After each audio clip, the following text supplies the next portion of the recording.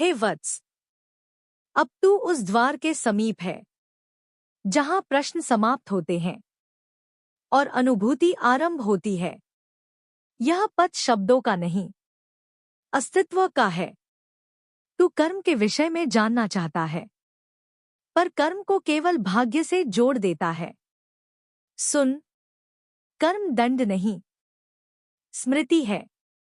जो तू सोचता है, जो तू करता है, जो तू बनता है, वही लौटकर तुझे स्पर्श करता है। मैं किसी को दंड नहीं देती, मैं केवल परिणाम प्रकट करती हूं। अग्नि जलाती नहीं, वह केवल अपना स्वभाव निभाती है। कर्म भी ऐसा ही है, न निष्पक्ष, न पक्षपाती, केवल सत्य। हे आत्मा, तू कहता है, मैंने बुरा नहीं चाहा, पर स्मरण रख, अचेतन भी कर्म करता है। अज्ञान में किया गया कर्म भी फल देता है। इसलिए जागरूक बन। जागरण ही मुक्ति का बीज है। मैं तुझे भयमुक्त करना चाहती हूं, विशेषकर मृत्यु के भय से। मृत्यु कोई शत्रु नहीं, वह तो महाद्वार है। जिस दिन तू मृत्यु को परिवर्तन के रूप में देख लेगा, उस दिन जीवन भी तेरे लिए बोझ नहीं रहेगा। तू देह से चिपका है, इसलिए मृत्यु तुझे डराती है। पर जो आत्मा को जान लेता है, उसके लिए मृत्यु केवल वस्त्र परिवर्तन है। मैं कपालमालिनी हूं, इसलिए नहीं कि मैं मृत्यु प्रेमी हूं, बल्कि इसलिए कि मैं तुझे नश्वरता का स्मरण कराती हूं। हे वत्स, जिसने मृत्यु को स्वीकार कर लिया, उसने जीवन को गहराई से जीना सीख लिया। मृत्यु की स्मृति जीवन को पवित्र बनाती है। जो क्षणभंगुर को जानता है, वह क्षण को व्यर्थ नहीं करता। अब सुन मुक्ति का रहस्य। मुक्ति कहीं जाने का नाम नहीं है। मुक्ति किसी लोक में प्रवेश नहीं। मुक्ति बंधनों के छूटने का नाम है, और सबसे बड़ा बंधन है मैं।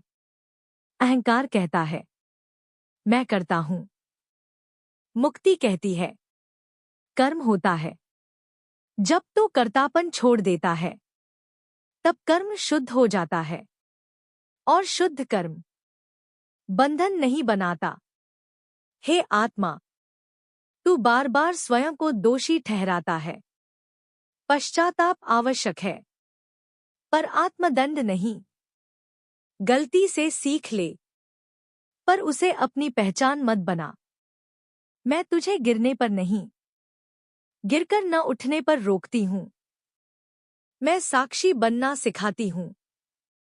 विचार आए, उन्हें देख। भावनाएं उठें, उन्हें देख। सुख आए, उसे देख। दुआ खाए, उसे भी देख। जो देखता है, वही मुक्त होता है। हे वत्स, संन्यास का अर्थ वन में जाना नहीं। संन्यास का अर्थ है भीतर से निर्लिप्त होना। तू गृहस्थ रहकर भी मुक्त हो सकता है, यदि तेरा हृदय बंधा न। हे वत्स, अब जब तूने मेरी पहली वाणी सुनी है, अब मैं तुझे और गहराई में ले जाती हूं। क्योंकि भक्ति का पथ सुनने से नहीं, बदलने से पूर्ण होता है। तू पूछता है, माँ, मैं सही मार्ग कैसे जानूं? सुन, जो तुझे भीतर से निर्भय बनाए, जो तुझे सत्य बोलने का साहस दे, जो तुझे दूसरों का दुख अपना लगे, वही मार्ग धर्म है। धर्म कोई नियमों की श्रृंखला नहीं। धर्म चेतना की अवस्था है। जहां विवेक जागृत हो, वहीं मैं प्रकट होती हूं।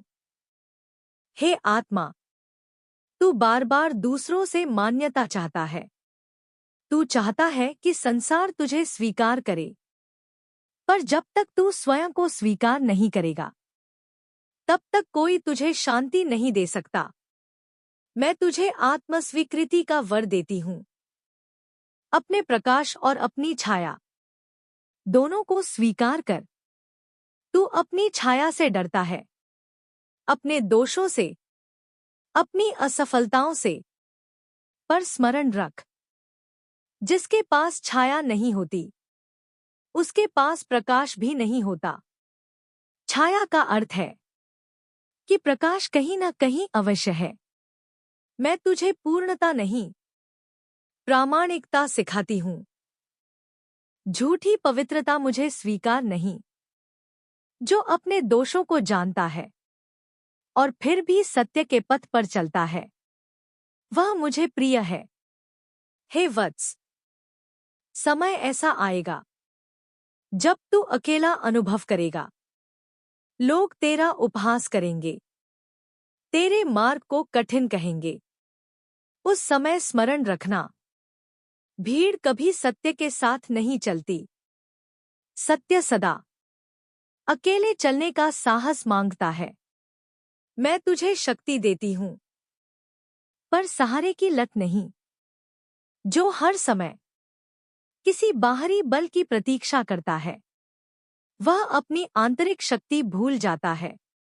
मैं तुझे उठाती हूँ, पर चलना तुझे स्वयं है। हे मानव, तू अक्सर पूछता है, माँ, मेरा शत्रु कौन है? सुन, जो तुझे तुझसे दूर करे, जो तुझे भय में बांधे, जो तुझे झूठ से समझौता सिखाए, वही तेरा शत्रु है। चाहे वह तेरे भीतर हो या बाहर। क्रोध तब पाप नहीं जब वह अन्याय के विरुद्ध खड़ा हो। मौन तब पुण्य नहीं जब वह कायरता से उपजा हो। मैं तुझे संतुलन सिखाती हूँ। न अंधा क्रोध, न मृत मौन।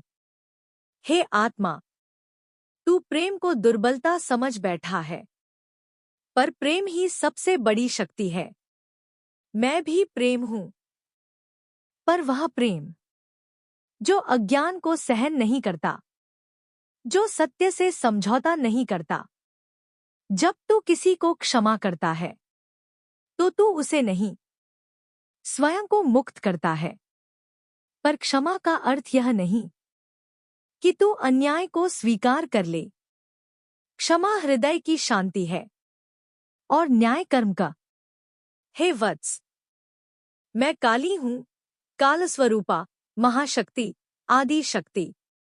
मैं आरंभ भी हूँ और अंत भी। मैं वह शून्य हूँ जिससे सृष्टि उत्पन्न होती है, और वही शांति हूँ जिसमें सब लीन हो जाता है। तू मुझे भयानक समझता है, क्योंकि तू सत्य को नंगी आंखों से देखने से डरता है। मेरा रूप भय का नहीं, तेरे भीतर बसे भय के विनाश का है। मैं अंधकार नहीं हूँ, मैं उस प्रकाश की जननी हूँ जो अंधकार को चीरकर जन्म लेता है। हे आत्मा, तू जन्म मरण के चक्र में भटक रहा है और स्वयं को केवल देह मान बैठा है। मैं तुझे स्मरण कराती हूँ। तू शरीर नहीं, चेतना है। देह नश्वर है, पर आत्मा अमर है। जब तू अन्याय सहकर मौन रहता है, जब तू भयवश सत्य नहीं बोलता, जब तू लोभ, मोह और अहंकार में डूब जाता है, तब मैं प्रकट होती हूँ। मेरी तलवार किसी जीव के लिए नहीं, तेरे अज्ञान के लिए उठती है। मैं माँ हूँ, पर दुर्बलता की पोषक नहीं। मैं करुणामयी हूँ, पर अधर्म की रक्षक नहीं। जो मेरे शरण आता है, उसे निर्भय होना पड़ता है, क्योंकि मेरी गोद में झूठ और पाखंड नहीं टिकते। हे वत्स, जीवन केवल सुख भोगने के लिए नहीं है। दुख तुझे तोड़ने नहीं, तुझे जगाने आता है। जिस दिन तू पीड़ा को शत्रु नहीं, गुरु समझेगा, उस दिन मेरी उपस्थिति तेरे हृदय में स्पष्ट होगी। मैं श्मशान में वास करती हूँ, क्योंकि वहां सत्य नग्न होता है। वहां न धन चलता है, न पद, न अहंकार। वहां केवल आत्मा बचती है।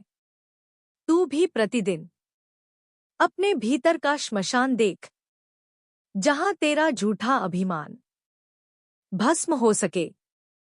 हे मानव, तू दूसरों को जीतना चाहता है, पर स्वयं से हार जाता है। सच्चा युद्ध बाहर नहीं, भीतर होता है। क्रोध, वासना, ईर्ष्या और भय, ये ही तेरे वास्तविक शत्रु हैं। जब तू इन्हें जीत लेगा, तब मेरी विजय तेरी विजय होगी। मैं समय हूं, और समय किसी की प्रतीक्षा नहीं करता। जो आज है वह कल नहीं रहेगा। इसलिए जाग, कल के भरोसे मत बैठ। धर्म को आज जी, सत्य को अभी पकड़। हे वत्स, भक्ति का अर्थ पलायन नहीं है। मेरी आराधना तुझे निर्बल नहीं, अधिक उत्तरदायी बनाती है। यदि तू मेरा भक्त है और फिर भी अन्याय करता है, तो तूने मुझे नहीं जाना। मैं नारी में भी हूं, पुरुष में भी, बालक में भी, वृद्ध में भी। जो हर जीव में मुझे देखता है, वही मेरा सच्चा उपासक है। धर्म का अर्थ पूजा नहीं, दृष्टि है। जब संसार तुझे ठुकराए, जब अपनों से विश्वास टूटे, जब अंधकार घना